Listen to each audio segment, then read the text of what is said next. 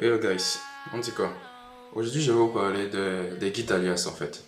Euh, donc en temps normal, c'est quoi un alias? Un alias sur Linux, c'est une sorte de fonction qui permet de regrouper un ensemble d'instructions en une seule ligne de commande.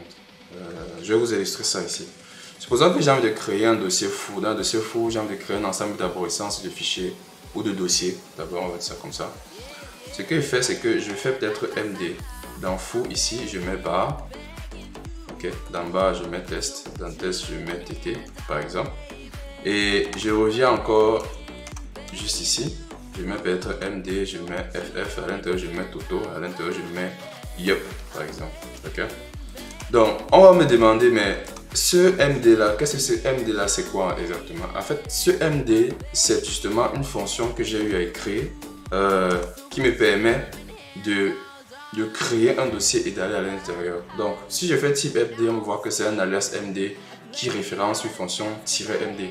Je préfère souvent faire comme ça parce que ça me permet de savoir, de distinguer entre un alias littéral et un alias composé.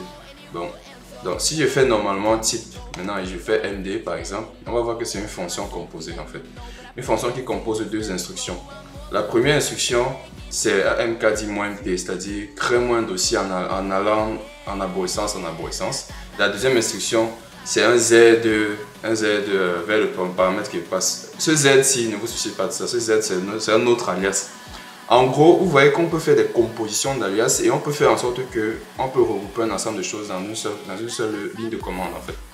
Donc normalement, si je fais un trait ici, ok, on voit que ça a créé exactement les arborescences comme je voulais. Mais c'est pas vraiment où je vais en venir parce que je vais vous montrer un truc extrêmement cool avec Git. Donc ce qu'on va faire, c'est qu'on va d'abord initialiser ce projet, c'est-à-dire avec le git init. Quand j'installe ce projet, je vais peut-être à l'intérieur créer un ensemble de choses, ok? Je vais créer Dodo, je vais créer Dada, je vais créer TT, ok? Ça sont les fichiers que je viens de créer, je viens de mettre à l'intérieur. Si je fais git status, ok, il me dit qu'il y a trois fichiers qui sont à l'intérieur et qui ne sait pas ce qui est censé faire avec console. Donc, supposons que j'ai envie de connaître pas juste les fichiers qui sont en mode status, mais j'ai envie de connaître le nombre d'ajouts, les insertions qui ont été faites à l'intérieur. Donc, ce qu'on va faire, c'est qu'on va essayer d'ajouter un ensemble de choses à l'intérieur, ok?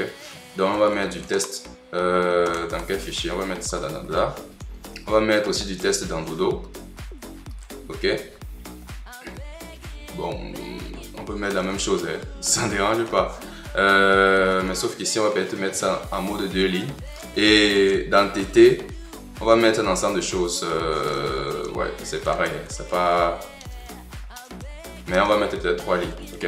Si je fais git status, normalement, je vois qu'il n'y a que 3 fichiers qui sont en mode stage. Mais je ne peux pas savoir, mais dans chaque fichier, est-ce qu'il y a quel nombre de changements qui sont à l'intérieur. Donc, j'ai un git alias que j'ai créé qui me permet de savoir ça. Donc, il suffit que je fasse git stat. Ah, merde, il faut que j'initialise la branche en fait. Donc, ce que je fais, c'est que je suis obligé de faire un truc comme ça. Test, ok. Donc, il faut que je fasse ça pour pouvoir avoir une branche valide en fait. On va dire ça comme ça. Désolé. Donc, normalement, mon git stat en question est censé me donner les informations précises en fait. Mais vu que je dois recommencer presque le même processus, je vais juste reprendre ce que j'ai eu à faire ici. Je vais faire ça et je vais faire ça aussi. Ouais. Et je vais aussi faire ça. Donc, si je fais mon git status, ok, dans mon git status, je vois qu'il y a la modification du fichier TT. C'est normal. C'est normal que j'ai ça, mais je n'ai pas les informations spécifiques en fonction de ce fichier TT. Donc, si je fais git stat par exemple, on voit que git stat me dit qu'en fait, c'est un fichier qui a changé et à l'intérieur, il y a une insertion. Supposons qu'à l'intérieur de TT, je vais encore mettre un ensemble de choses. Donc, si je fais encore comme ça et que je fais encore git stat, on va voir qu'il me dit qu'il y a 2 insertions dans le fichier en question. Donc, si j'essaie de créer un nouveau fichier par exemple, que je vais appeler. Non, au lieu de créer, ce que je vais faire, c'est que je vais faire écho à l'intérieur, ce qui va faire que ça va créer le fichier automatiquement. Donc, si je fais un truc comme ça, ok, et que je fais git, si je fais git status, il me dit, il y a un fichier, un nouveau fichier qui a été créé, il me dit qu'il y a un fichier qui a été modifié, mais je n'ai aucune information sur ce qu'il y a à l'intérieur. Donc, si je fais git stat, je vois qu'en fait, il y a un fichier qui a été changé et il y a 2 instructions qui ont été faites à l'intérieur. Mais ce git stat, en fait, il réagit en fonction des fichiers qui sont traqués, en fait. Donc, si je fais git add et que je fais ça, et que je fais encore git stat, j'ai plus d'informations par rapport au nouveau fichier qu'il vient de mettre à l'intérieur. Donc, ça, c'est un exemple d'alias, ok? Et pour définir ces alias, en fait, comment est-ce que vous pouvez faire? Si je vais dans mon fichier git config, qui se trouve en général au niveau de la racine, c'est-à-dire si vous êtes ici, au niveau de votre home, vous avez une section à l'intérieur de ce fichier qu'on appelle alias, en fait. En réalité, cette partie vous permet de définir un ensemble de choses, en fait, pour votre workflow Git normal. Donc, j'ai un ensemble de commandes que j'aime bien. Il y a ce git stat, il y a ce git add intent. Alors, ce git add intent, c'est quoi? Juste pour essayer de vous les illustrer. Donc ici, supposons que j'ai ces différents trucs là et je veux créer un nouveau dossier, un nouveau fichier, ok? Supposons que dans ce fichier, je vais mettre un ensemble de choses comme d'hab. On suppose qu'on a écrit à l'intérieur, que je vais appeler quoi? Gogo par exemple, ok? Donc, ce fichier n'est pas traqué. Si j'ai envie de connaître la diff, si je fais un git diff par exemple, si je fais un git diff de ce fichier Gogo par exemple, je vais rien avoir parce que ce fichier n'est pas traqué par Git. Donc, il y a un truc assez récent avec Git. Je ne sais pas quelle version il s'agit, mais il s'agit de faire une intention d'ajout, en fait, une intention d'ajout d'un fichier spécifique. Et cette intention d'ajout, je le définis justement avec mon truc que vous voyez ici, là, au niveau de la ligne 30. Ce add intent, qu'est-ce que le add intent fait? C'est juste un add moins n. Mais en gros, il crée une sorte de blob à l'intérieur de votre historique, un blob vide dans lequel il définit qu'il y a un nouveau fichier qui a été créé comme ça. Donc je vais vous essayer de vous expliquer comment ça marche.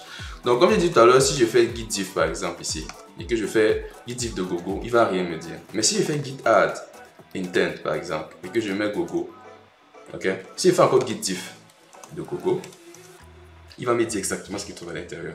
Mais ce fichier n'a pas été ajouté. Parce que si je fais git status ici, on va se rendre compte que ce fichier est toujours dans les éléments de...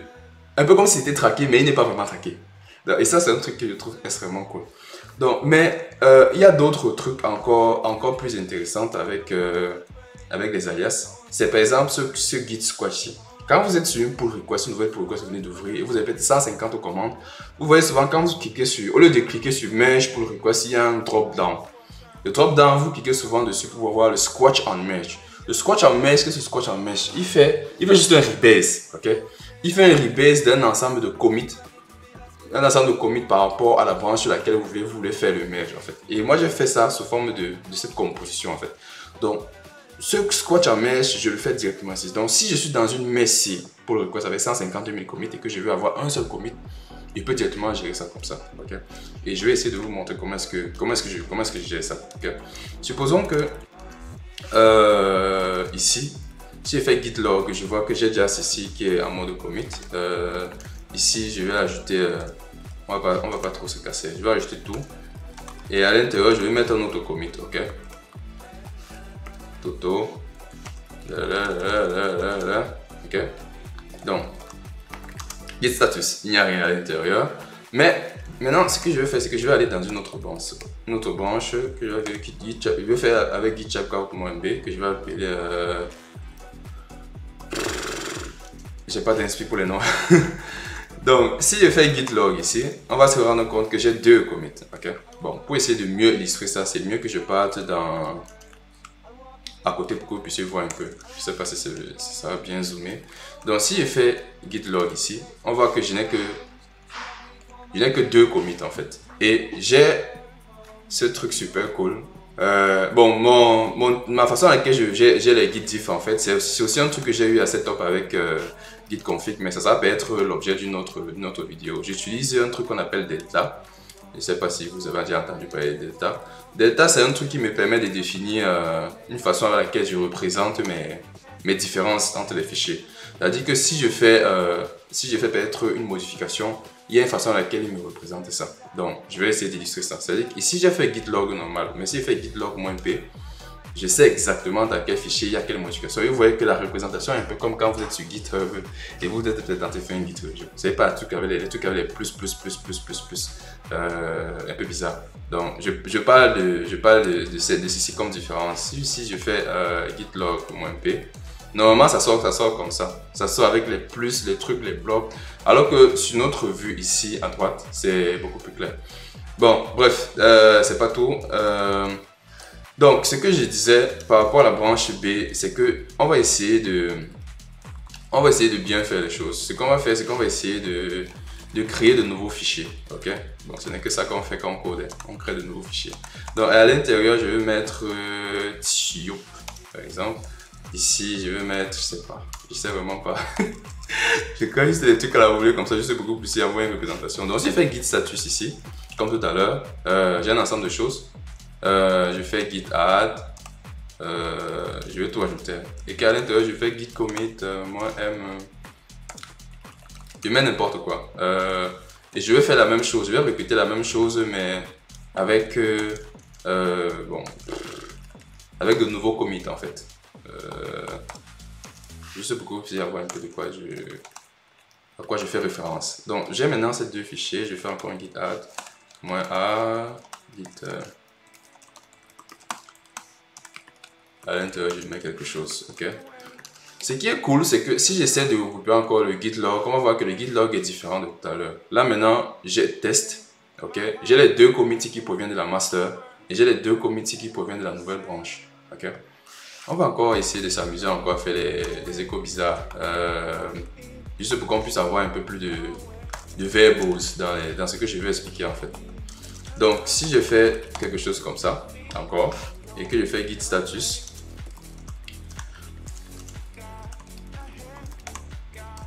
moi m, j'ajoute quelque chose d'autre, j'ai encore plus de commits en fait. Donc sur cette nouvelle branche, j'ai 3 nouveaux commits. Mais l'opération que je vous ai expliqué tout à l'heure par rapport au Scratchmer, c'est qu'il va récupérer tous vos commits, il va compresser en un seul. Okay? Donc normalement sur l'interface de GitHub, l'interface web, vous cliquez sur quelques boutons et puis vous avez la référence de console. Si j'ai envie de faire ça dans mon cas-ci avec git config, avec mon alias super cool, je vais vous montrer comment ça marche. Hein. C'est assez cool. Donc ici, je fais git status pour être sûr que j'ai rien qui est en pending, c'est fait. Donc je fais git squash.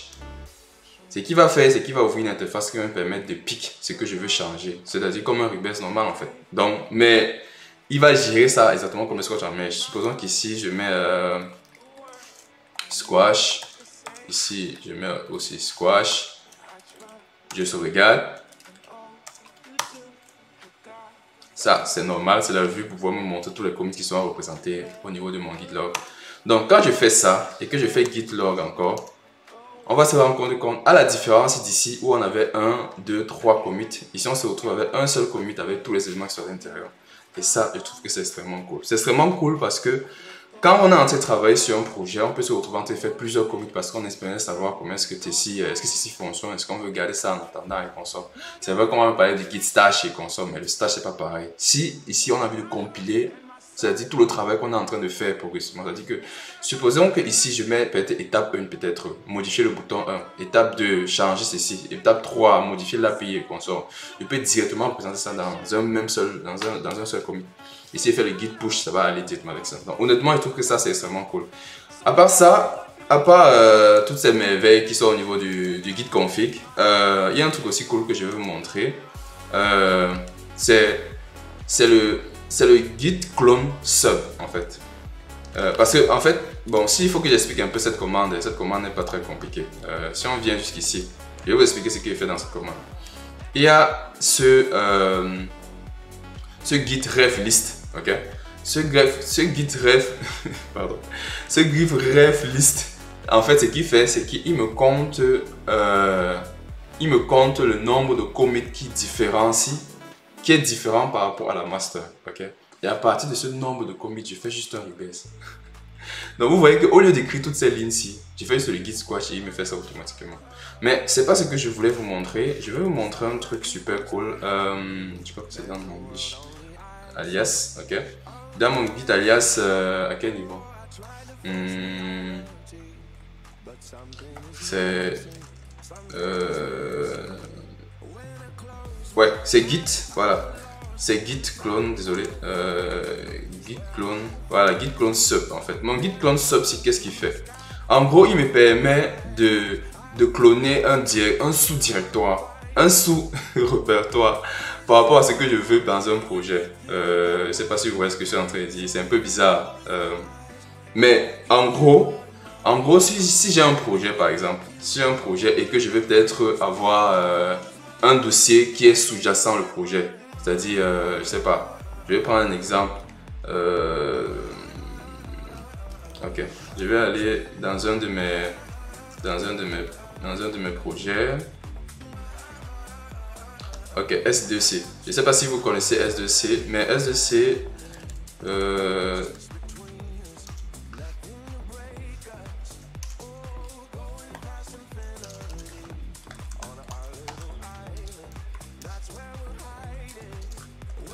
S2C en fait c'est un projet qui me permet de gérer tout ce qui est appel vidéo sur terminal. Désolé, parler et coder en même temps, c'est pas le jeu du tout.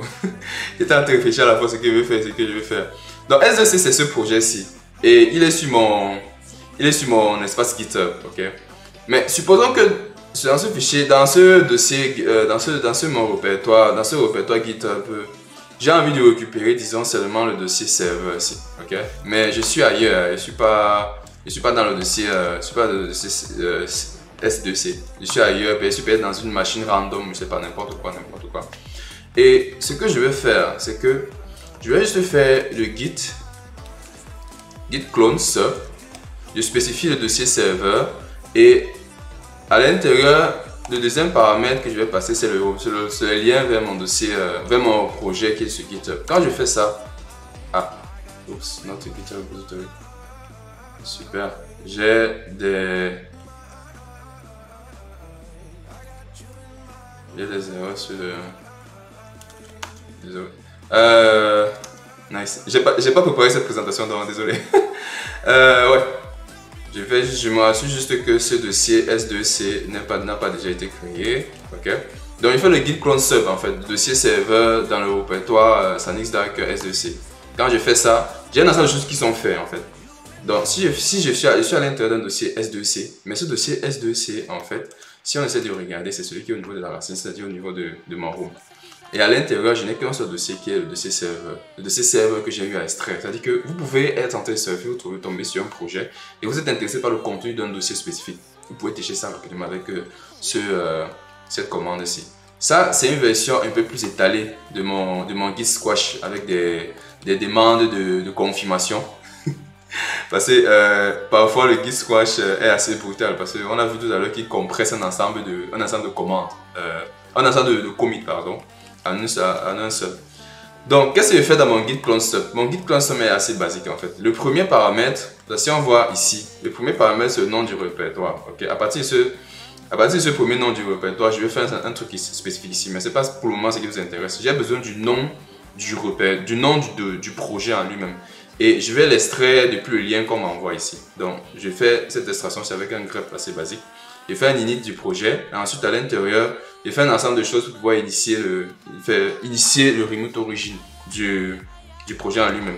Une fois que je suis à l'intérieur, j'entre à l'intérieur de mon... Bon, je ne vais pas entrer dans trop les détails techniques, mais ce que je fais, c'est que je spécifie comme si c'est le seul dossier qui est censé être à l'intérieur de mon projet en local, en fait. J'ai résumé ça comme ça. C'est ce projet qui est censé être à l'intérieur et je spécifie ça en mettant le echo du paramètre 1 en fait. Et quand je fais le git pour l'origine master, la seule information qu'il va récupérer, c'est ce qui correspond à ce qui est à l'intérieur de mon sparse checkout. Je ne vais pas entrer dans les détails du sparse checkout si vous allez essayer de regarder ça sur internet par vous-même. Mais en gros, c'est comme ça que fonctionne mon git clone sub en fait. Pareil pour le git 3 smash, je vous ai expliqué tout à l'heure, mais les deux fonctions clés c'est ceci.